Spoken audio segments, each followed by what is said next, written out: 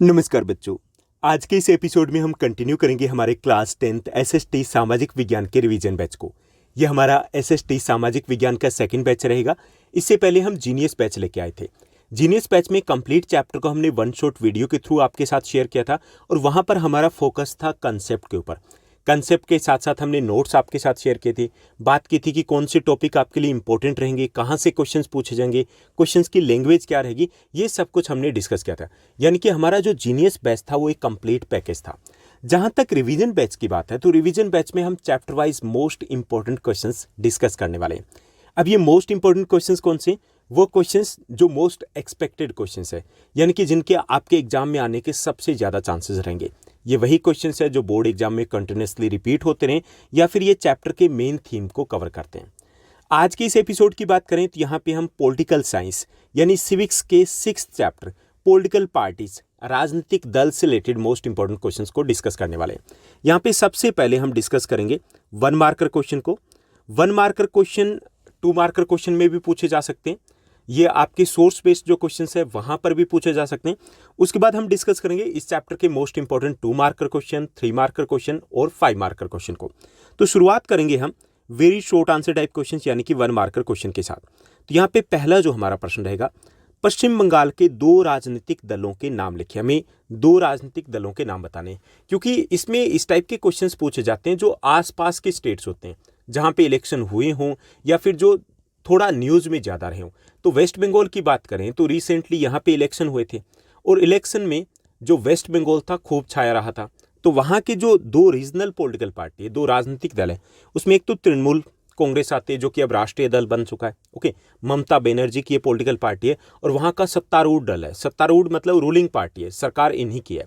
दूसरा forward block, ये वहाँ की रीजनल पॉलिटिकल पार्टी, ज़्यादा सीटें नहीं आती लेकिन वहाँ की गठबंधन सरकार में इसकी अच्छी खासी भूमिका रहती है। फॉरवर्ड ब्लॉक की बात करें तो ये नेताजी सुभाष चंद्र बोस की पॉलिटिकल पार्टी है। ओके, उसके बाद सेकंड हमारा क्वेश्चन रहेगा, दूसरा हमारा प्रश्न है, भारतीय जनता पार्टी की मुख्य मार्गदर्शक विचारधारा क्या, ये हमें बताना है। मुख्य विचारधारा क्या भारतीय जनता पार्टी की, क्योंकि ये सेंटर में रूलिंग पार्टी है तो इससे रिलेटेड क्वेश्चंस आने के चांसेस थोड़े ज़्यादा रहेंगे। तो सांस्कृतिक राष्ट्रवाद है वो भारतीय जनता पार्टी की मुख्य मार्गदर्शक विचारधारा है, यानी कि सांस्कृतिक राष्ट्रवाद है उसको आगे लेकर के चलती है बीजेपी, भारतीय जनता पार्टी। उसके बाद तीसरा, थर्ड जो हमारा क्वेश्चन रहेगा 1 मार्कर में, दल बदल किसे कहते हैं, यह हमें बताना है। दल बदल है क्या, ये हमें बताना है। तो दल बदल का मतलब कि चुनाव जीतने के बाद अपना दल बदल देना, अपनी पार्टी बदल देना, उसे दल बदल कहेंगे हम। जैसे मान लीजिए कि कोई ए पार्टी से चुनाव लड़ा, जीत गया और चुनाव जीतने के बाद वो बी पार्टी में चला जाता है तो उसे बोलते हैं दल बदल। ठीक। उसके बाद चौथा हमारा प्रश्न रहेगा, फोर्थ जो क्वेश्चन रहेगा 1 मार्कर में, एक दलीय प्रणाली लोकतांत्रिक व्यवस्था के लिए अच्छा क्यों नहीं माना जाता। अब ये एक दलीय प्रणाली का क्या अर्थ है कि 3 प्रकार की दलीय प्रणाली होती है, एक दलीय, द्विदलीय और बहुदलीय। एक दलीय का अर्थ होता है कि जहां पर केवल एक ही पॉलिटिकल पार्टी हो, वही चुनाव लड़ेगी, वही चुनाव जीतेगी, वही चुनाव हारेगी, उसी की सरकार बनेगी। ओके, तो इसे लोकतंत्र के लिए अच्छा नहीं माना जाता। जैसे कि चाइना है, चाइना में एक ही पॉलिटिकल पार्टी है, क्यों नहीं माना जाता ये हमें बताना है कि एक दलीय जो प्रणाली होती है उसमें लोगों के पास कोई लोकतांत्रिक विकल्प नहीं होता। वहां लोगों के पास विकल्प ही नहीं होता, क्योंकि सरकार बननी तो उसी के ना, हारेगी भी वही और जीतेगी वही। हम चेंज नहीं कर सकते, चाहे वो सरकार की नीतियों के साथ हम एग्री करते हैं या एग्री नहीं करते। तो लोकतंत्र की एक शर्त यह भी होती है कि लोगों के पास चुनने के लिए विकल्प होने चाहिए। अगर विकल्प ही नहीं है तो इसका मतलब चुनाव ही नहीं है। इसलिए लोकतंत्र के लिए एक दलीय प्रणाली को अच्छा नहीं माना जाता। उसके बाद 5th हमारा क्वेश्चन रहेगा, 5वां जो हमारा प्रश्न रहेगा, शिवसेना किस प्रांत का क्षेत्रीय दल है। हमें बताना है कि शिवसेना किस प्रांत का क्षेत्रीय दल है, रीजनल पॉलिटिकल पार्टी है। तो ये महाराष्ट्र की रीजनल पॉलिटिकल पार्टी है। उद्धव ठाकरे ये पॉलिटिकल पार्टी है। उद्धव ठाकरे की बात करें तो महाराष्ट्र के सीएम है इस वक्त। ओके, उसके बाद छठा हमारा प्रश्न रहेगा 1 मार्कर में, भारत का सबसे पुराना राजनीतिक दल कौन सा है, ये हमें बताना है। तो भारतीय राष्ट्रीय कांग्रेस सबसे पुराना भारतीय राजनीतिक दल है। सिर्फ भारत का नहीं बल्कि विश्व के सबसे पुराने पॉलिटिकल पार्टीज में से एक आती है भारतीय राष्ट्रीय कांग्रेस। इसका गठन 1885 में हुआ था। एक अंग्रेज अधिकारी थे A.O. ह्यूम, उन्होंने इस पॉलिटिकल पार्टी का गठन किया था। उसके बाद इस पॉलिटिकल पार्टी ने देश की आज़ादी में एक महत्वपूर्ण भूमिका निभाई थी। उसके बाद 7वां हमारा प्रश्न रहेगा, 7th जो क्वेश्चन दिया गया 1 मार्कर में, 7वां प्रश्न, एक दलीय व्यवस्था का कोई एक उदाहरण हमें देना है कि जहां पर एक दलीय प्रणाली हो, ओके, यानी कि वन पार्टी सिस्टम वाला कोई एक देश कौन सा, ये हमें बताना है। तो इसका एग्जाम्पल रहेगा चाइना, चीन। चीन में एक दलीय प्रणाली, वहां पे एक ही पॉलिटिकल पार्टी है। 8वां हमारा प्रश्न रहेगा, दो दलीय व्यवस्था के उदाहरण दीजिए, यानी कि हमें जो टू पार्टी सिस्टम है उसके एग्जाम्पल देने हैं। तो इसमें आ जाएगा UK, okay, United kingdom, Britain हो गया, और दूसरा हो गया यूएसए यानी कि संयुक्त राज्य अमेरिका। यहाँ पे दो दलीय प्रणाली है, दो ही पॉलिटिकल पार्टीज होती है, मुख्य तौर पे उन्हीं के बीच में सत्ता के लिए, सरकार बनाने के लिए रस्साकसी होती है। कभी एक दल की सरकार बन जाती है, कभी दूसरे दल की। उसके बाद 9वां हमारा प्रश्न रहेगा, 9th जो क्वेश्चन दिया गया, 9वां प्रश्न है कि भारतीय जनता पार्टी का गठन कब हुआ और इसका चुनाव चिन्ह क्या है, ये हमें बताना है। तो भारतीय जनता पार्टी, उसकी स्थापना 1980 में की गई थी और इसका चुनाव चिन्ह कमल का फूल है। ओके, कब स्थापना हुई? 1980 में हुई थी और इसका चुनाव चिन्ह कमल का फूल है। उसके बाद 10th हमारा क्वेश्चन रहेगा, 10वां जो हमारा प्रश्न है कि सत्ताधारी या सत्तारूढ़ दल से आप क्या समझते हैं? सत्ताधारी या सत्तारूढ़ दल किसे कहा जाता है? तो जब कोई दल चुनाव जीतकर सरकार का गठन करता है तो उसे सत्ताधारी दल कहते हैं। जैसे दिल्ली की बात करें तो आम आदमी पार्टी सत्ताधारी दल है। ओके, केंद्र की बात करें तो बीजेपी सत्ताधारी दल है। अगर हम बात करें हरियाणा की तो यहाँ पे भी बीजेपी की सरकार है तो बीजेपी सत्ताधारी दल है। अगर हम बात करें राजस्थान की तो वहाँ पे कांग्रेस पार्टी की सरकार है तो कांग्रेस पार्टी वहाँ पे सत्ताधारी या सत्तारूढ़ दल है, यानी कि रूलिंग पार्टी है, उसे हम हिंदी में सत्तारूढ़ या सत्ताधारी दल कहेंगे। ओके, तो ये था हमारा 10वां 1 मार्कर क्वेश्चन। उसके बाद 11th जो क्वेश्चन दिया गया, 11वां प्रश्न हमारा दिया गया कि दिल्ली और केंद्र में कौन सा दल सत्तारूढ़ दल है, ये हमें बताना है। तो दिल्ली में आम आदमी पार्टी, आप, और केंद्र में बीजेपी, भारतीय जनता पार्टी, ये सत्तारूढ़ दल रहेंगे। तो ये थे हमारे 1 मार्कर क्वेश्चन जो आपके एग्जाम में पूछे जा सकते हैं। उसके बाद नेक्स्ट जो हमारे रहेंगे वो रहेंगे शॉर्ट आंसर टाइप क्वेश्चंस, यानी कि ये 2 मार्कर या 3 मार्कर क्वेश्चन रहेंगे, दोनों में ही पूछे जा सकते हैं। तो इसमें पहला हमारा प्रश्न रहेगा, राष्ट्रीय राजनीतिक दलों के नाम लिखिए। एक तो हमें बताना है कि राष्ट्रीय राजनीतिक दल है कितने, क्लियर, और दूसरा बताना है कि उनके नाम कौन कौन से। तो अगर वर्तमान की बात करें तो हमारे देश में, भारत में 7 राष्ट्रीय दल है। ओके, कितने हैं? 7 नेशनल पॉलिटिकल पार्टीज है। अब ये नेशनल पॉलिटिकल पार्टीज कौन सी होती है? वो दल होते हैं जिनका वोट बैंक होता है वो एक से ज़्यादा राज्य में होता है। ओके, मुख्य तौर पे अगर हम आसान सी भाषा में समझें तो वो राजनीतिक दल जिनका वोट बैंक, जिनका प्रभाव, जिनके फॉलोअर एक से ज़्यादा राज्य में होते हैं, तो उसे हम राष्ट्रीय राजनीतिक दल कहेंगे। यानी कि या तो 2 में होंगे, 3 में होंगे या 4 में हो सकते हैं। तो इस वक्त जो राजनीतिक दल राष्ट्रीय दल की श्रेणी में आते हैं, इस लिस्ट में आते हैं जिनको मान्यता प्राप्त है, तो उसमें सबसे पहले इंडियन नेशनल कांग्रेस यानी कि भारतीय राष्ट्रीय कांग्रेस आ जाएगी। ओके, ये सबसे पुराना हमारा दल भी है और ये राष्ट्रीय राजनीतिक दलों में शामिल है। दूसरा बीजेपी, भारतीय जनता पार्टी। तीसरा बहुजन समाज पार्टी, बीएसपी। चौथा राष्ट्रीय राजनीतिक दल है भारतीय कम्युनिस्ट पार्टी, मार्क्सवादी। ओके, सीपीआई ब्रैकेट में एम लिखते हैं इसको। उसके बाद 5वां है भारतीय कम्युनिस्ट पार्टी, सीपीआई। छठा है राष्ट्रवादी कांग्रेस पार्टी, शरद पवार की पॉलिटिकल पार्टी, ये घड़ी जिसका चुनाव निशान है, टेबल जो घड़ी होती है। और 7वां जो राजनीतिक दल है जो राष्ट्रीय राजनीतिक दलों के लिस्ट में आता है वह तृणमूल कांग्रेस, टीएमसी, जो ममता बनर्जी की पॉलिटिकल पार्टी है। तो ये 7 पॉलिटिकल पार्टीज है जो राष्ट्रीय राजनीतिक दल यानी कि जिनको नेशनल पॉलिटिकल पार्टी के रूप में मान्यता मिली हुई है। ओके, मान्यता कौन देता है? चुनाव आयोग देता है। उसके लिए कुछ कंडीशन है जिनको पूरा करना होता है, तो हम आगे बात करने वाले हैं। तो ये था हमारा पहला क्वेश्चन जो शॉर्ट आंसर टाइप क्वेश्चन यानी कि 3 मार्कर क्वेश्चन में पूछा जा सकता है। उसके बाद सेकंड जो दूसरा हमारा प्रश्न रहेगा कि राजनीतिक दल से आप क्या समझते हैं और राजनीतिक दल के 3 प्रमुख घटक कौन से होते हैं, ये हमें बताना है। ओके, तो राजनीतिक दल समान विचारधारा वाले लोगों का एक ऐसा संगठित समूह होता है जिसका मुख्य उद्देश्य चुनाव लड़ना और सरकार बनाना होता है। यानी राजनीतिक दल यानी हमें बताने की पॉलिटिकल पार्टी क्या होती है। तो पॉलिटिकल पार्टी समान विचारधारा वाले लोगों का एक ऐसा संगठित समूह होता है जिसका मुख्य उद्देश्य होता है चुनाव लड़ना और सरकार बनाना। अब देखिए, जो भी पॉलिटिकल पार्टी को, जैसे जो लोग आम आदमी पार्टी में, जो कांग्रेस में है, जो बीजेपी में, उनकी विचारधारा तो एक जैसी है ना, यानी कि एक जैसी है तभी तो एक पॉलिटिकल पार्टी में।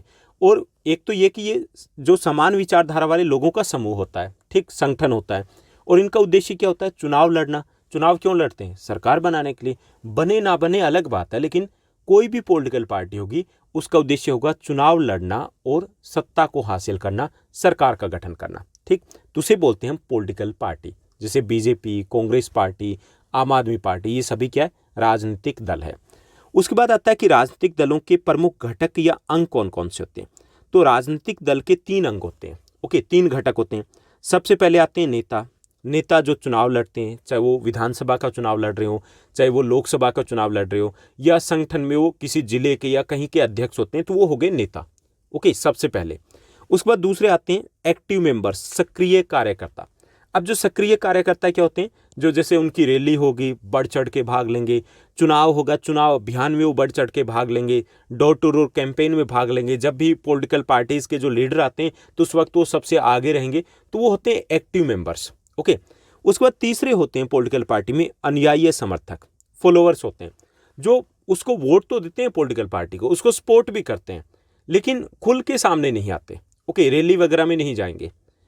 यानी कि ये हो सकते हैं जैसे कोई काम धंधा करने वाले लोग हो सकते हैं, आम लोग हो सकते हैं, सपोर्टर पक्के मिलेंगे, यानी कि फॉलोअर हैं, ये अनुयायी हैं, लेकिन उतना एक्टिवली पार्टिसिपेट नहीं करते।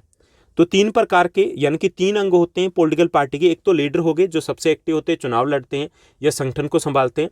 दूसरे हो गए एक्टिव मेंबर्स, जो रैली वगैरह में चुनाव अभियान में बढ़ चढ़ के भाग लेते हैं। आमतौर पे एक्टिव मेंबर्स कहाँ दिखाई देंगे, जहाँ पे भी पान की दुकान होगी उसके आसपास आपको जरूर दिखाई देंगे बहस करते हुए। मतलब इनके साथ अगर आप थोड़ा सा मुद्दा छेड़ दीजिए गर्म हो जाएंगे ये, वो होते हैं एक्टिव मेंबर्स। और तीसरे होते हैं अनुयायी या समर्थक, जो चुपचाप वोट दे देते हैं पॉलिटिकल पार्टी को, जैसे चाहे वो किसी भी पॉलिटिकल पार्टी के, ये अनुयायी या समर्थक हो सकते हैं। ओके, तो ये हो गया राजनीतिक दल क्या होता है, किसे कहते हैं, और उसके 3 प्रमुख घटक कौन कौन से होते हैं। उसके बाद हमारा 3 मार्कर में शॉर्ट आंसर टाइप क्वेश्चन में थर्ड क्वेश्चन रहेगा। थर्ड क्वेश्चन है विभिन्न दलीय प्रणाली का वर्णन करना, हमें कि कितने प्रकार की दलीय प्रणाली होती है। तो किसी भी देश में, किसी भी देश की बात करें तो 3 तरह की दलीय प्रणाली हो सकती है। ओके, कितने प्रकार की? 3 प्रकार की हो सकती है, एक दलीय, 2 दलीय और बहुदलीय। ठीक, एक दलीय, 2 दलीय और बहुदलीय। एक दलीय प्रणाली कौन सी होती है कि जो एक दलीय प्रणाली होती है इसमें एक ही दल को सरकार बनाने या उसको चलाने या चुनाव लड़ने की अनुमति होती है। यानी कि एक दलीय प्रणाली में क्या होता है कि एक देश में एक ही पॉलिटिकल पार्टी होती है जिसको चुनाव लड़ने, सरकार बनाने या सरकार चलाने की अनुमति या परमिशन होती है। जैसे कि चाइना हो गया, चीन, एग्जाम्पल जरूर देना है।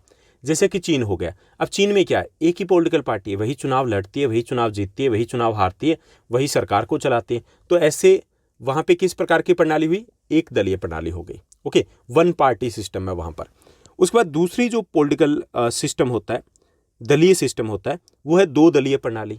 ओके, अब जो 2 दलीय प्रणाली में क्या होता है कि द्विदलीय प्रणाली भी इसको कह सकते हैं। द्विदलीय प्रणाली में मुख्य तौर पर 2 दलों के बीच में मुकाबला होता है।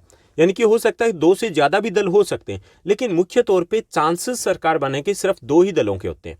ओके, सत्ता आमतौर पे इन्हीं 2 प्रमुख दलों के बीच में हस्तांतरित होती रहती है, यानी कि कभी उसकी सरकार कभी इसकी सरकार, इस तरीके से चलता रहता है। यानी कि प्रमुख तौर पर 2 ही पॉलिटिकल पार्टी होती है ऐसे देशों में, जैसे कि ब्रिटेन हो गया, संयुक्त राज्य अमेरिका यानी कि यूके और यूएसए हो गए। तो यहाँ पे क्या है, 2 पॉलिटिकल पार्टी है। ओके, दोनों पॉलिटिकल पार्टीज की सरकार बार बार बदलती रहती है, तो वो बोलते हैं ऐसे देशों को 2 दलीय प्रणाली बोलते हैं। यहाँ पर कैसी प्रणाली है? 2 दलीय, क्योंकि 2 ही पॉलिटिकल पार्टी है मुख्य तौर पर। कहाँ है? ब्रिटेन और यूएसए यानी कि संयुक्त राज्य अमेरिका में। उसके बाद तीसरे प्रकार की जो दलीय प्रणाली होती है वो होती है बहुदलीय प्रणाली। बहुदलीय प्रणाली, जैसा कि नाम से ही पता चल रहा है कि बहुदलीय प्रणाली में अनेक दल सत्ता पाने के लिए कोशिश करते हैं। यानी कि बहुत सारी पॉलिटिकल पार्टी जो होती है वो सत्ता पाने के लिए, सरकार बनाने के लिए कोशिश करते हैं। चुनाव बहुत सारी पॉलिटिकल पार्टीज लड़ती है, उसमें से वो कोशिश अभी की यही रहती है कि हम सीटें जीतें और सरकार बनाएं। सत्ता में आने के लिए ये दल या तो अपने दम पर सरकार बनाने की कोशिश करते हैं या कई बार गठबंधन करके भी सत्ता प्राप्त करने की कोशिश करते हैं। इसके एग्जाम्पल है भारत, पाकिस्तान। जैसे भारत की बात करें तो यहाँ पर 750 के आसपास पॉलिटिकल पार्टीज है जो चुनाव आयोग के पास रजिस्टर्ड है।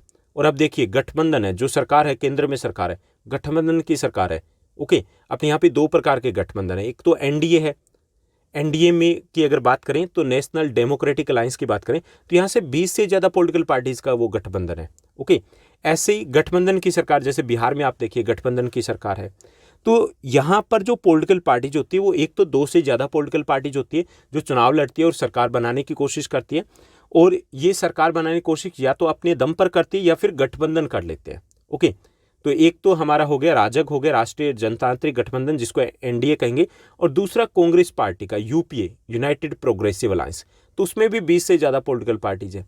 तो इसे बोलते हैं बहुदलीय प्रणाली, यानी कि अब इसमें बहु मतलब बहुत सारे दल होते हैं, बहुत सारी पॉलिटिकल पार्टीज होती है। तो ये होगी हमारी दलीय प्रणाली, एक दलीय, दो दलीय और बहुदलीय। एग्जाम्पल जरूर आपको पता होना चाहिए।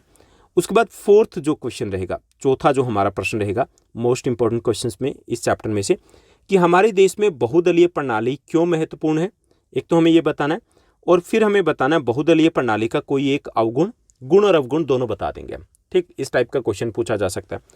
तो बहुदलीय प्रणाली क्या होती है कि बहुदलीय प्रणाली जो होती है उसमें अनेक दल सत्ता पाने के लिए कोशिश करते हैं और सत्ता में आने के लिए ये दल या तो अपने दम पर या दूसरों के साथ गठबंधन करके सत्ता प्राप्त करने की कोशिश करते हैं। जैसे कि हमने पहले ही एग्जाम्पल दे दिया, भारत हो गया, पाकिस्तान हो गया, नेपाल हो गया, यहाँ पे मल्टी पार्टी सिस्टम है, बहुदलीय प्रणाली है। तो ये तो सबसे पहले हमने बता दिया कि बहुदलीय प्रणाली है क्या। उसके बाद बताना कि बहुदलीय प्रणाली के गुण और बताना है दोष। गुण में आ जाएगा कि भारत के लिए महत्वपूर्ण क्यों है, और दोष मतलब इसकी कमियां बताएंगे।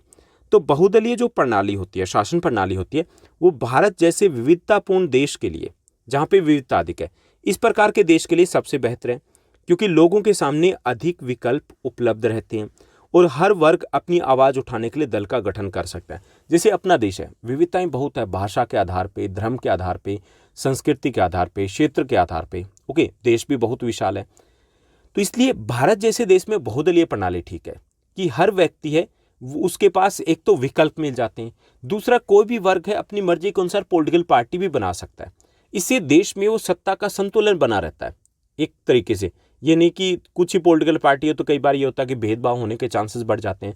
तो यहाँ पे बहुदलीय प्रणाली, विविधतापूर्ण जो देश होते हैं जहाँ पे विविधता अधिक होती है, वहाँ पर बहुदलीय प्रणाली ही बेहतर रहती है, और अपने देश में भी कुछ ऐसा ही है। तो ये तो हो गया गुण, या फिर अपने देश में ये बेहतर क्यों है। उसके बाद अगर बात की जाए कमी की कि बहुदलीय प्रणाली की गड़बड़ी क्या है, तो जो बहुदलीय शासन प्रणाली होती है इसमें अस्थिरता भी कई बार पैदा हो जाती है, बार बार सरकार बदलती रहती है। जैसे इसमें क्या होता है कि कई बार एक पॉलिटिकल पार्टी, बहुत सारी पॉलिटिकल पार्टीज है, अब सीटें बंट गई तो क्या होगा, इसमें आमतौर पे गठबंधन की मिली जुली सरकार बनती है, जिसे हम खिचड़ी सरकार या लठबंधन की सरकार कहेंगे। आपस में कई बार ऐसा भी होता है कि सरकार बीच में गिर जाती है, आया राम गया राम की राजनीति हो जाती है, एक गया दूसरा आया, एक गया दूसरा आया। तो एक तो सरकार वो कमजोर होती है गठबंधन वाली, दूसरा कई बार बार बार बदलती भी रहती है। जैसे हम बात करें 1996 में, 1996, 96, 97, 98 तक 3 से 4 बार हमारे पीएम चेंज हुए थे, लगातार वो चेंज होते जा रहे थे, क्योंकि बहुदलीय प्रणाली के कारण ऐसा हो रहा था। कई राज्यों में भी ऐसा ही होता है, सीएम चेंज हो जाते हैं। तो इससे एक तो सरकार कमजोर बनती है, कई बार ऐसा होता है कि सरकार कमजोर बनती है, और दूसरे ये कि सरकार बार बार बदलती रहती है, अस्थिरता पैदा होती है। तो ये कमी होती है बहुदलीय सिस्टम की। तो ये था हमारा एक और शॉर्ट आंसर टाइप क्वेश्चन। अगले प्रश्न की हम बात करेंगे। अगला जो हमारा प्रश्न रहेगा फिफ्थ है कि प्रांतीय और राष्ट्रीय दलों में अंतर स्पष्ट कीजिए। ये भी आपके 3 मार्कर क्वेश्चन में रहेगा, और ये अलग से भी पूछे जा सकते हैं। प्रांतीय दल या जो राष्ट्रीय दल है उसकी मान्यता के लिए क्या शर्तें होती है। तो प्रांतीय दल की अगर बात करें, प्रांतीय दल मतलब जो मुख्य तौर पे हम समझते हैं कि उसके एक ही राज्य में जो दबदबा होता है, वोट बैंक होता है, या सपोर्ट होता है, या बेस होता है। ओके, अब इसके लिए कुछ कंडीशन होती है कि किसको प्रांतीय दल कहेंगे, किसको हम राष्ट्रीय दल कहेंगे। कोई नियम तो तय करने पड़ेंगे ना। तो यहाँ पे प्रांतीय दल कौन सा होता है कि जब कोई पार्टी किसी राज्य की विधानसभा के चुनाव में, ओके, कोई पॉलिटिकल पार्टी किसी भी राज्य की विधानसभा चुनाव में, जैसे मान लीजिए कि यूपी में इलेक्शन हुए, तो अब यूपी की अगर कोई पॉलिटिकल पार्टी, तो वहीं यूपी के इलेक्शन में कुल वेद मतों का, यानी कि जितने भी वोट पड़े, उसमें जितने भी वोट डाले गए, उसका अगर कम से कम 6% वो प्राप्त कर लेती है, 6%, ओके, उस राज्य में से, और कम से कम 2 सीटें अगर वहां पर विधानसभा चुनाव में जीत लेती है, तो उसे हम बोलेंगे वो प्रांतीय दल है, उसे प्रांतीय दल के तौर पर मान्यता मिल जाएगी। प्रांतीय दल या क्षेत्रीय दल एक ही बात है। ओके, तो प्रांतीय दल के लिए कंडीशन क्या होती है कि जब कोई पॉलिटिकल पार्टी राज्य की विधानसभा के चुनाव में कुल पड़े मतों का कम से कम 6% प्राप्त करती है, पहले कंडीशन, और दूसरा कंडीशन कम से कम 2% वोट प्राप्त कर 2 सीटें प्राप्त कर लेती है, यानी कि कम से कम 6% वोट मत हो गए, और कम से कम 2 सीटें अगर वो जीत जाती है उस राज्य में, तो उसे प्रांतीय दल की मान्यता मिल जाती है। ओके, अगर ऐसा ना हो तो क्या होगा कि वो पॉलिटिकल पार्टी तो रह सकती है, लेकिन वो मान्यता प्राप्त दल नहीं होगा। उसका हर चुनाव के साथ सिंबल चेंज हो जाएगा, चुनाव का निशान। जो मान्यता प्राप्त दल होते हैं उसका सिंबल चेंज नहीं होता, और कई और सुविधाएं भी मिलती है। उसके बाद हम बात करेंगे राष्ट्रीय दल की। अब राष्ट्रीय दल के लिए क्या कंडीशन होती है कि जैसे प्रांतीय दल के लिए कुछ कंडीशन होती है, ऐसे ही राष्ट्रीय दल की अगर मान्यता चाहिए तो उसके लिए भी कुछ कंडीशन को पूरा करना होता है कि जब कोई पार्टी 4 राज्यों के लोकसभा चुनाव या विधानसभा चुनाव में कुल पड़े मतों का कम से कम 6% हासिल करती है। मान लीजिए कि कोई पॉलिटिकल पार्टी है, या तो वो 4 राज्यों में जब लोकसभा चुनाव हुए तो उस वक्त जो भी वोट पड़े तो उन टोटल वोट का 6% प्राप्त कर ले, चारों को मिला करके। ठीक, जितने वोट पड़े उसका कितना चाहिए, 6%, वो प्राप्त कर ले। या फिर चारों राज्यों में जब विधानसभा के चुनाव हुए तो उसमें से 6% उसे वोट प्राप्त करने, यानी कि परसेंटेज तो उतनी ही अच्छी, लेकिन यहाँ पे क्या 4 राज्यों के चाहिए, लोकसभा चुनाव हो या विधानसभा चुनाव, किसी एक में 6% अगर वोट प्राप्त कर लेते हैं, 6% वोट उसको मिल जाते हैं। और साथ ही साथ लोकसभा चुनाव में वो कम से कम अगर 4 सीटें जीत जाती है, कम से कम 4 सीटें अगर जीत जाती है तो उसे राष्ट्रीय पार्टी के रूप में मान्यता मिल जाती है, राष्ट्रीय दल के रूप में मान्यता मिल जाती है, तो उसे बोलते हैं नेशनल पॉलिटिकल पार्टी। जैसे रीजनल पॉलिटिकल पार्टी की बात करें तो आम आदमी क्या है, अभी तक रीजनल पॉलिटिकल पार्टी है, प्रांतीय दल है। ओके, समाजवादी पार्टी प्रांतीय दल है, राष्ट्रीय लोकदल प्रांतीय दल है, राष्ट्रीय जनता दल लालू प्रसाद यादव की पार्टी है, प्रांतीय दल है, अकाली दल प्रांतीय दल है। राष्ट्रीय दल की बात करें तो भारतीय राष्ट्रीय कांग्रेस, बीजेपी, बसपा, राष्ट्रवादी कांग्रेस पार्टी, तृणमूल कांग्रेस पार्टी, ये सभी क्या है, ये राष्ट्रीय दल है जो इस शर्त को पूरा करें। ओके, उसके बाद हम छठे प्रश्न की बात करेंगे। तो ये था हमारा 5वां प्रश्न। छठा जो हमारा शॉर्ट आंसर टाइप क्वेश्चन में क्वेश्चन दिया गया है, प्रश्न दिया गया है कि भारतीय जनता पार्टी का गठन कब हुआ, यह हमें बताना है और इसकी मुख्य विचारधारा का वर्णन करना है। इस प्रकार का जो क्वेश्चन है वो आमतौर पे एग्जाम में पूछा जाता है और ज़्यादातर चांसेस ये रहते हैं कि जिस पॉलिटिकल पार्टी की सरकार होती है केंद्र में, उसी टाइप का क्वेश्चन सीबीएसई के एग्जाम में पूछा जाता है।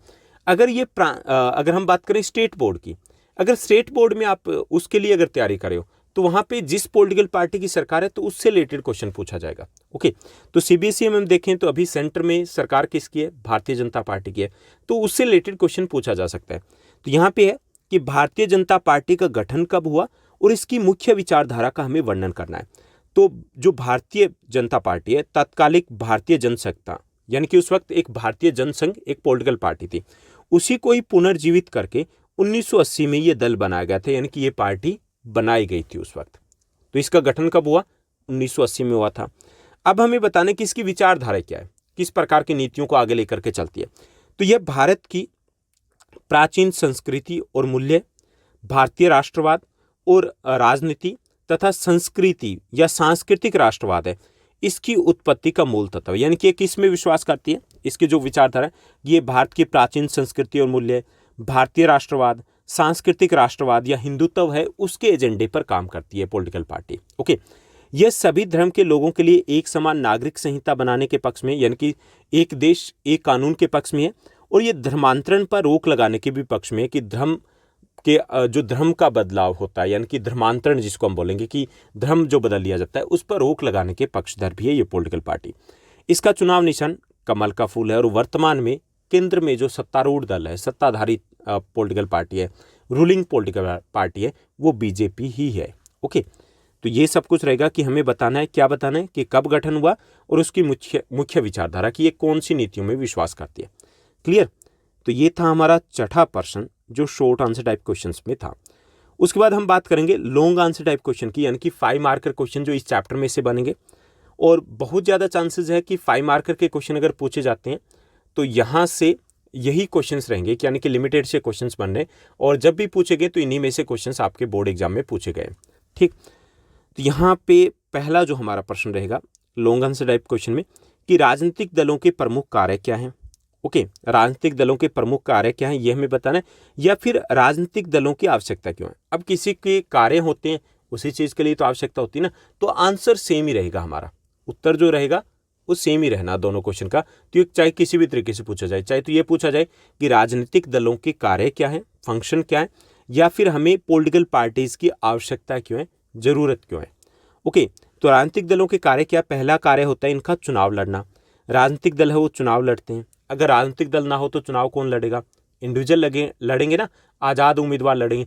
आज़ाद उम्मीदवार लड़ेंगे तो सरकार बननी मुश्किल हो जाएगी, क्योंकि हर कोई चाहेगा मैं सीएम बनूं, मैं पीएम बनूं। तो मुख्य जो पहला कार्य है लोकतंत्र में वो है कि लोकतंत्र में चुनाव होता है, और चुनाव होने के लिए चुनाव लड़े जाएंगे तो राजनीतिक दल चुनाव लड़ते हैं, तो इसका प्रमुख कार्य होता है चुनाव लड़ना। दूसरा प्रमुख कार्य होता है पॉलिटिकल पार्टीज का, वो है सरकार बनाना। पार्टियां ही सरकार बनाती है और सरकार को चलाती भी है। अब चुनाव लड़े जाएंगे, ओके। चुनाव के बाद जिस राजनीतिक दल को बहुमत प्राप्त हो जाता है, बहुमत मतलब आधे से एक सीट ज्यादा, ओके, बहुमत प्राप्त हो गया। जैसे दिल्ली विधानसभा की बात करें तो 70 सीट्स है, बहुमत कितना होगा, आधी कितनी होगी 35, और उससे एक ज्यादा 36 हो गई, तो 36 बहुमत हो गया। तो जिस राजनीतिक दल को बहुमत प्राप्त होता है उसकी सरकार बनती है और राजनीतिक दल फिर उस सरकार को चलाते भी है। तो दूसरा कार्य होगा सरकार बनाना और सरकार का चलाना, ये भी पॉलिटिकल पार्टी ही करती है। तीसरा कार्य है नीतियों का निर्माण करना। राजनीतिक दल विभिन्न नीतियों, कार्यक्रम को मतदाता के सामने रखते हैं और मतदाता उनमें से अपनी पसंद की नीतियों और कार्यक्रम को चुनते हैं। आपने देखा होगा कि जब चुनाव होते हैं हर पॉलिटिकल पार्टी अपने एक एजेंडे के साथ आती है, जिसे चुनाव घोषणा पत्र कहते हैं कि हमारी सरकार बनेगी तो हम ये करेंगे, हम वो करेंगे, हम ऐसा करेंगे, हम वैसा करेंगे। तो वो क्या है, वो नीतियाँ होती है उस पॉलिटिकल पार्टी की। फिर हम उन्हीं में से ही तो चुनते हैं ना, हमें जिसकी नीतियाँ अच्छी लगती है कि अच्छा ये सरकार आएगी तो ये हो जाएगा, ये सरकार आएगी तो ये सब कुछ करेंगे, तो उसी को हम चुनते हैं। और पार्टियां इस तरह से जो विचार होते हैं उनको कुछ बुनियादी राय तक समेट लाती है और जिनका लोग वे समर्थन करते हैं। यानी कि पॉलिटिकल पार्टीज क्या करती है, अपनी नीतियों को अपने सामने रखती है, हमारे सामने रखती है, और हम उस पॉलिटिकल पार्टी को वोट देते हैं जिनकी नीतियां हमें सबसे अच्छी लगती है। तो इस तरीके से जो देश के लिए, राज्य के लिए जो नीतियों का निर्माण है वो राजनीतिक दल ही करता है और फिर उसी के अनुसार वो काम करते हैं। तो ये भी पॉलिटिकल पार्टी का कार्य है। अगर पॉलिटिकल पार्टी ना हो तो क्या नीतियां बन पाएगी? नीतियां तो कोई लेके ही नहीं आएगा। अगर एक अलग अलग कैंडिडेट हो गया, मान लीजिए पॉलिटिकल पार्टी ना हो, तो वो तो सिर्फ अपने मोहल्ले की सोचेगा, अपने गांव की सोचेगा, अपने कॉलोनी की सोचेगा, देश के लिए, स्टेट के लिए कोई नहीं सोचेगा। पॉलिटिकल पार्टीज लेके आती कि हम इस राज्य में यहाँ ये करेंगे, इस देश में ये करेंगे। तो नीतियों का निर्माण भी पॉलिटिकल पार्टी करती है। उसके बाद चौथा जो कार्य होता है राजनीतिक दलों का, जो राजनीतिक दल करते हैं, वो है कानून का निर्माण करना। राजनीतिक दल है वो देश के लिए कानून निर्माण में भी बहुत महत्वपूर्ण भूमिका निभाते हैं। अब कानून का निर्माण कौन करता है? संसद करती है, पार्लियामेंट करती है ना। अब पार्लियामेंट में कौन है? सांसद। सांसद कौन है? किसी न किसी पॉलिटिकल पार्टी के तो मेंबर है। यानी कि वहां पर जो कानून निर्माण का कार्य है वो भी पॉलिटिकल पार्टी ही करती है। पांचवा जो कार्य होता है राजनीतिक दलों को, वो है विपक्ष की भूमिका निभाना। अब जो चुनाव हारने वाले दल होते हैं वो शासक दल के विरोधी पक्ष की भूमिका निभाते हैं। जैसे दिल्ली की बात करें तो आम आदमी पार्टी की सरकार है और बीजेपी क्या है? विपक्षी दल है, प्रमुख विपक्षी दल है। कांग्रेस क्या है? दूसरा विपक्षी दल है, हालांकि उनकी सीटें 0 पर है। ऐसे देश की बात करें तो बीजेपी सत्तारूढ़ दल हो गया और कांग्रेस पार्टी क्या? विपक्षी दल है। तो विपक्षी दल की भूमिका के लिए भी हमें किसकी जरूरत है? राजनीतिक दलों की जरूरत है। क्योंकि विपक्षी दल जितना मजबूत होगा उतनी सरकार भी बेहतर करती है। क्योंकि सरकार की कमियों को ये विपक्षी दल है वो जनता के सामने लेके आते हैं। सरकार के ऊपर एक तरीके से धावा बोला जाता है अगर वो कुछ भी गड़बड़ करते हैं, गलत नीतियां बनाते हैं, गलत कदम को उठाते हैं। तो विपक्ष का होना भी बहुत महत्वपूर्ण होता है लोकतंत्र की सफलता के लिए। और विपक्ष की भूमिका निभाते हैं पॉलिटिकल पार्टी। कौन सी? जो चुनाव हार जाते हैं, जिनकी सरकार नहीं बनती। उसके बाद छठा जो कार्य होता है राजनीतिक दलों का, वो होता है जनमत का निर्माण करना। विभिन्न दल जनता का ध्यान विभिन्न मुद्दों की ओर आकर्षित करते हैं, इससे जनमत का निर्माण होता है। जैसे पॉलिटिकल पार्टी, जो भी सत्तारूढ़ दल है, रूलिंग पार्टी, जो सरकार है, उसकी जो कमियां होती है वो हमारे तक कैसे पहुंचती है? जो विपक्षी दल है या अन्य राजनीतिक दल है वो हमारे सामने लेकर के आते हैं।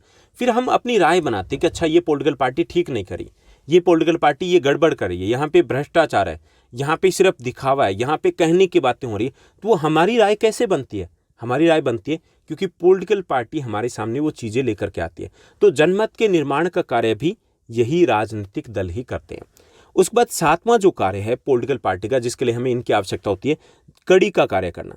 जो राजनीतिक दल होते हैं वो सरकार और जनता के बीच में कड़ी का कार्य करते हैं। जैसे हमें मान लीजिए कि सरकार से कोई कार्य है किसी भी व्यक्ति को, तो हम सीधे तौर पे तो गवर्नमेंट के पास नहीं जा सकते ना, लेकिन जो एक्टिव मेंबर है, छुट भइये जो नेता है, वो हमें गली मोहल्ले में जरूर मिल जाएंगे, यानी कि जो पॉलिटिकल पार्टी से जुड़े हैं। तो हम क्या करते हैं कि उसके थ्रू सरकार तक अपनी पहुंच बना लेते हैं अपने कार्य में जहां पे हमें समस्या आ रही है। दूसरा ये कि सरकार की जो नीतियां होती हैं वो आम लोगों को फायदा मिले, जहां जरूरत है वहां पर फायदा मिले, वो कैसे पहुंच पाती है? ये पॉलिटिकल पार्टी जिसकी सरकार है, तो वही पॉलिटिकल पार्टी उन नीतियों को उस जगह पर लेकर के आती है, आम लोगों तक पहुंचाती है कि हाँ यहाँ पे जरूरत है और इस तरीके से होना चाहिए। तो ये जनता और सरकार के बीच में ये पॉलिटिकल पार्टीज कड़ी का कार्य करती है, चेन का कार्य करती है, आपस में ये जोड़ती है। तो ये हो गए कार्य जिनके लिए हमें राजनीतिक दलों की आवश्यकता होती है। ओके, बहुत इंपॉर्टेंट क्वेश्चन है ये। उसके बाद नेक्स्ट जो हमारा क्वेश्चन रहेगा, दूसरा हमारा प्रश्न रहेगा 5 मार्कर में। दूसरा प्रश्न है कि राजनीतिक दलों की प्रमुख चुनौतियां कौन सी है, ये हमें बताना है। ओके, तो यहाँ पे मैं सिर्फ हेडिंग दे रहा हूँ, एक्सप्लेन करेंगे, लेकिन जब आपका ये क्वेश्चन रहे 5 मार्कर में तो आपको इनको एक्सप्लेन करना है। तो राजनीतिक दलों की अगर चुनौतियों की बात करें तो सबसे पहली जो चुनौती है वो है आंतरिक लोकतंत्र का अभाव। जो पॉलिटिकल पार्टी होती है वो लोकतंत्र की नींव होती है, क्योंकि लोकतंत्र में चुनाव होता है और चुनाव लड़ना, सरकार बनाना, ये कार्य पॉलिटिकल पार्टी करती है। लेकिन जो पॉलिटिकल पार्टी है उसमें खुद में लोकतंत्र नहीं होता, जो इंटरनल डेमोक्रेसी वो होती नहीं है। अब ये तो वही बात होगी ना कि कोई व्यक्ति है वो दूसरे के घरों का झगड़ा निपटा रहा है, पंचायती बना बैठा है और खुद के झगड़े निपट ही नहीं रहे, गलत हो गए ना, फिर उसको तो हम कहेंगे कि कुछ तो गड़बड़ है। तो यही राजनीतिक दलों के साथ है कि राजनीतिक दल जो लोकतंत्र का स्तंभ माने जाते हैं, आधार माने जाते हैं, पिलर माने जाते हैं, खुद में ही लोकतंत्र नहीं होता। लोकतंत्र का मतलब है कि आपस में जो पॉलिटिकल पार्टी है तो उसमें जो डिसीजन कैसे लिए जाने चाहिए, सब जो मेंबर हैं उनसे मिल बैठ करके राय लेकर के डिसीजन लिए जाने चाहिए। क्या ऐसा होता है? ऐसा नहीं होता। पॉलिटिकल पार्टी उसमें 4-5 टॉप लीडर्स होते हैं, वही डिसीजन लेते हैं, तो तानाशाही की तरह वो काम करते हैं। तो ये पहली चुनौती है। ओके, पहली चुनौती है कि ज़्यादातर जो राजनीतिक दल होते हैं उसमें आंतरिक लोकतंत्र का अभाव होता है। कुछ ही बड़े नेता होते हैं जो सारे डिसीजन लेते हैं, आम जो वहाँ पे सक्रिय मेंबर होते हैं उनसे राय तक नहीं ली जाती। दूसरा है वंशवाद की चुनौती। दूसरी जो चुनौती है कि आमतौर पे काफ़ी सारे जो क्षेत्रीय दल है, प्रांतीय दल की विशेष तौर पे बात करेंगे, वो एक ही परिवार की लिमिटेड कंपनी बन चुके हैं। उसी पॉलिटिकल पार्टी के जैसे जो दादा बन गए, सीएम बन गए, मंत्री बन गए, उसके बाद उसका बेटा, उसके बाद उसका बेटा, बहुत सारी पॉलिटिकल पार्टीज है। चाहे हम यूपी की समाजवादी पॉलिटिकल पार्टी की बात करें, राष्ट्रीय जनता दल जो लालू प्रसाद यादव की पॉलिटिकल पार्टी की बात करें, अकाली दल होगी, बहुत सारी पॉलिटिकल पार्टीज ऐसी हैं जो जहां पर एक परिवार की पार्टी बन के रह गई। तो वहां पे वंशवाद की चुनौती, उस पॉलिटिकल पार्टी में चाहे कितना ही अच्छा लीडर क्यों ना पैदा हो जाए, वो टॉप पोस्ट पर नहीं जा सकता, सीएम नहीं बन सकता। तो ये भी एक चुनौती है राजनीतिक दलों के लिए। जबकि होना क्या चाहिए कि जो डिजर्विंग कैंडिडेट है, जो डिजर्विंग पर्सन है, वो टॉप पर पहुंचना चाहिए, लेकिन ऐसा होता नहीं है। तो ये दूसरी चुनौती है, वंशवाद की चुनौती, कि परिवारवाद है उसको बढ़ावा दिया जा रहा है कुछ राजनीतिक दलों में, और उसी में ही अपने रिश्तेदार है, सगे संबंधी, उन्हीं को टिकटें दे दी जाती है, वही मिनिस्टर्स बन जाते हैं, वही पूरी फिर पॉलिटिकल पार्टी को चलाते हैं। तीसरी जो चुनौती है वो है विकल्पहीनता की चुनौती। विकल्पहीनता की चुनौती कैसे कि वैसे तो जब चुनाव होते हैं तो बहुत सारी पॉलिटिकल पार्टीज होती है जो चुनाव लड़ती हैं, बहुत सारे कैंडिडेट होते हैं। जैसे आप अपने घर वालों से पूछोगे कि वहाँ पे 20 कैंडिडेट खड़े हैं, 25 खड़े हैं उस विधानसभा चुनाव में, उस लोकसभा चुनाव में, लेकिन सारे जो कैंडिडेट होते हैं वो एक ही थाली के चट्टे बट्टे होते हैं। ओके, एक ही थाली के बैंगन होते हैं, एक ही जैसे होते हैं, रंग बदल लेंगे चुनाव जीते। तो ये भी एक बड़ी समस्या आ रही है कि सभी पॉलिटिकल पार्टी, सभी जो कैंडिडेट होते हैं, उनकी नीतियाँ, उनके कार्यक्रम, उनकी नीयत एक जैसी होती है। तो यानी कि हमारे सामने ये भी चुनौती कि ढंग के विकल्प ऑप्शन ही उपलब्ध नहीं है, किसको चुने हम। ओके, तो ये भी एक चुनौती है राजनीतिक दलों के सामने। उसके बाद चौथी जो चुनौती है, इसको आप दो अलग अलग कर सकते हो, चौथी और पांचवी। चौथी चुनौती हम कर लेंगे धन बल की चुनौती। धन बल की चुनौती कैसे है कि कुछ जो धन के कुबेर होते हैं, जिनके पास मोटा पैसा होता है, वो पैसे के बल पर टिकटें खरीद लेते हैं, और जब चुनाव प्रचार की बात आती है खूब पैसा बहा देते हैं। कई बार वोट खरीदने की अफवाहें भी सुनने को मिलती है।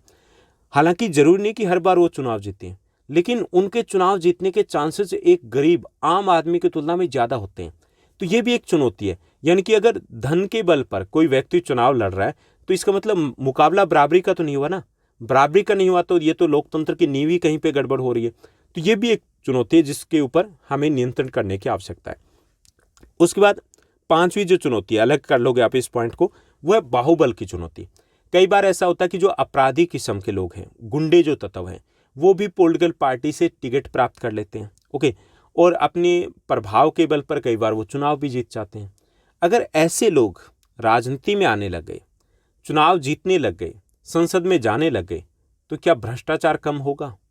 क्या अपराध कम होगा? क्या वो अपने खिलाफ कानून बनाएंगे? कभी नहीं होगा ना। सब कुछ सिस्टम वो गड़बड़ हो जाएगा। तो ये भी एक चुनौती है कि अगर हम पिछले कुछ वर्षों की बात करें तो जो अपराधी किस्म के जो लोग हैं उनकी राजनीति में भागीदारी है वो बढ़ती जा रही है। तो इस चुनौती का भी हमें सामना करना पड़ रहा है, इसका भी हमें समाधान खोजना होगा। उसके बाद ये चौथा हो जाएगा और ये आपका पांचवा, 5th पॉइंट हो जाएगा। 6th आप इसको कर दोगे पारदर्शिता का अभाव। जो पॉलिटिकल पार्टीज होती है उसमें पारदर्शिता नहीं है, यानी कि डिसीजन कौन ले रहा है, कैसे ले रहा है, किस आधार पे ले रहा है। आमतौर पे जो सक्रिय मेंबर होते हैं उन तक भी ये पता नहीं होता कि किसको टिकट मिली, क्यों मिली, क्या वो ज़्यादा डिजर्विंग कैंडिडेट था। यानी कि ये भी एक चुनौती है। जैसे जो राजनीतिक दल होते हैं उनके पास संविधान नहीं होता, उनके पास नियम नहीं होते कि किसी को टिकट देंगे, किसी को कहाँ का अध्यक्ष बनाना, तो उसके नियम क्या रहेंगे, यानी कि गड़बड़ झाला चलता है। तो ये भी एक चुनौती है कि उसमें ट्रांसपेरेंसी होनी चाहिए, निश्चित नियम होने चाहिए कि कौन अध्यक्ष बन सकता है, कितने समय के लिए बन सकता है, टिकट देने का क्या नियम रहेगा, तो वो सारी चीज़ें क्लियर नहीं है। तो ये भी एक समस्या बनी है कि राजनीतिक दल है तो एक तरीके से वहाँ खुद भ्रष्टाचार फैल रहा है। ओके, तो ये होगी राजनीतिक दलों की प्रमुख चुनौतियाँ। उसके बाद थर्ड जो हमारा क्वेश्चन रहेगा 5 मार्कर में, तीसरा जो हमारा प्रश्न है 5 मार्कर में, कि राजनीतिक दलों में सुधार के लिए कुछ सुझाव दीजिए ताकि वो अपनी भूमिका अच्छे से निभा पाए। तो यहाँ पे 3 ही क्वेश्चन बनेंगे इस चैप्टर में से जो 5 मार्कर में आपसे पूछे जा सकते हैं। तो हमें बताना है कि जो राजनीतिक दलों के ऊपर हमने बात की थी कुछ किसकी जो कमियां हैं, कुछ चुनौतियां, अब हमें यहाँ बताना है कि सुधार के लिए कुछ सुझाव देने कि कैसे राजनीतिक दलों को सुधारा जा सकता है ताकि वो और बेटर तरीके से अपना रोल प्ले कर पाए। तो पहला सुझाव है कि दल बदल कानून को सख्त किया जाना चाहिए। दल बदल कानून क्या है? जैसे हमने ऊपर बात की थी कि कोई भी व्यक्ति, कोई भी उम्मीदवार जब चुनाव जीतने के बाद अपनी पॉलिटिकल पार्टी को बदल देता है, जैसे वो ए पार्टी से जीता और चुनाव के बाद पैसे के लालच में, पद के लालच में वो बी में चला गया, तो उसे बोलेंगे दल बदल। तो दल बदल क्या है? एक तरीके से भ्रष्टाचार हो गई, ये तो गड़बड़, चीटिंग हो गई, क्योंकि हमने वोट दिया था उस पॉलिटिकल पार्टी की नीति को देख करके और उस भाई साहब ने पॉलिटिकल पार्टी बदल ली। ओके, तो इसके लिए कानून बनाया गया कि दल बदल नहीं किया जा सकता, कानून बना हुआ है, लेकिन कानून में कहीं पे लूप होल्स है और ऐसे लोग हैं वो उसका फ़ायदा उठा जाते हैं। उसके बाद वो डिसीजन आता है, आते आते तब तक वो 5 साल पूरे हो जाते हैं, फ़ायदा क्या डिसीजन आने का। तो इस कानून को और ज़्यादा सख्त किया जाना चाहिए कि तुरंत प्रभाव से सदस्यता रद्द होनी चाहिए और ऐसे व्यक्ति जो ऐसा करते हैं उनके लिए सजा का भी प्रावधान होना चाहिए। ओके, दूसरा सुझाव है चुनाव का खर्च सरकार को उठाना चाहिए।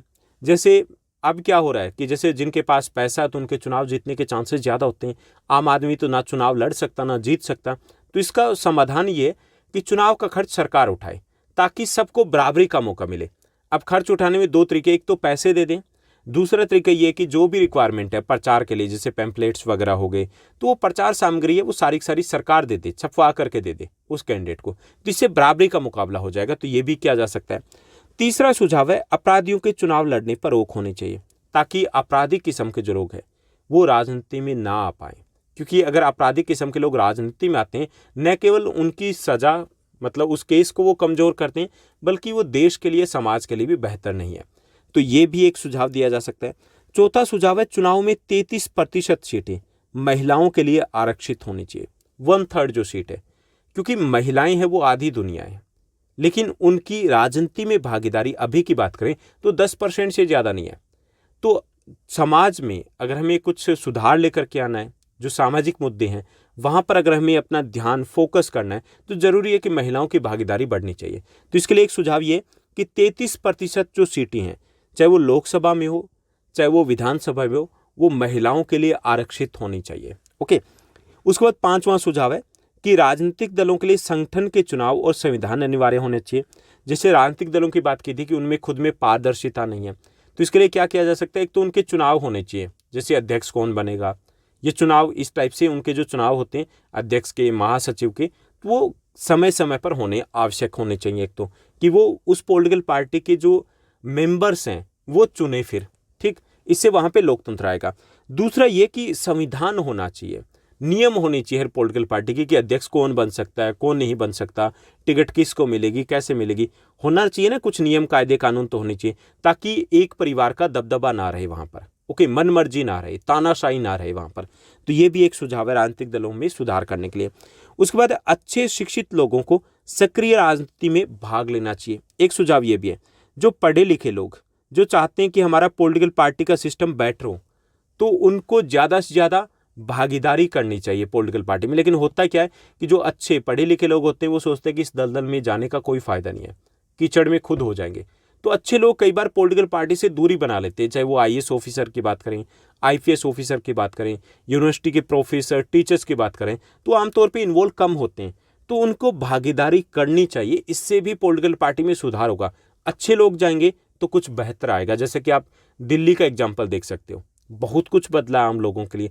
जो वास्तविक अर्थों में जो बदलाव हम देख रहे हैं, तो शॉर्ट टर्म में बहुत कुछ चेंज हुआ।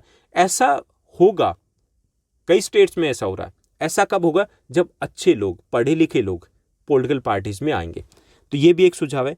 इसके साथ साथ राजनीतिक दलों पर जन सामान्य, दबाव समूह, आंदोलन और मीडिया के माध्यम से दबाव बनाकर भी सुधार किया जा सकता है। यानी कि जैसे आंदोलन किया जाए कई बार कि अगर होता है कि कुछ गड़बड़ हो रही है, तो आम लोगों को सड़कों पे उतरना चाहिए। मीडिया के माध्यम से भी दबाव बनाया जा सकता है। तो पॉलिटिकल पार्टी वो सुधार करने के लिए मजबूर होगी, खुद को भी वो सुधार करेगी। ओके, तो ये कुछ सुझाव है, हमें सिर्फ सुझाव देने कि कैसे बदला जा सकता है ये परिदृश्य, कैसे राजनीतिक दलों को सुधारा जा सकता है, उनमें बदलाव लाया जा सकता है। तो ये था हमारा आज का चैप्टर, जिसके मोस्ट इंपॉर्टेंट क्वेश्चंस हमने डिस्कस किए। उम्मीद करता हूँ कि ये आज का एपिसोड आपके लिए काफ़ी हेल्पफुल रहा होगा। और इसी तरीके से हमने पिछले दिनों आपके साथ हिस्ट्री के हमारे 3rd चैप्टर भारत में राष्ट्रवाद के मोस्ट इंपॉर्टेंट क्वेश्चन भी शेयर किए थे। अगर आपको ये सीरीज़ अच्छी लगती है तो कमेंट करके ज़रूर बताइएगा। आज के लिए बस इतना ही। Thank you, bye bye, have a nice day.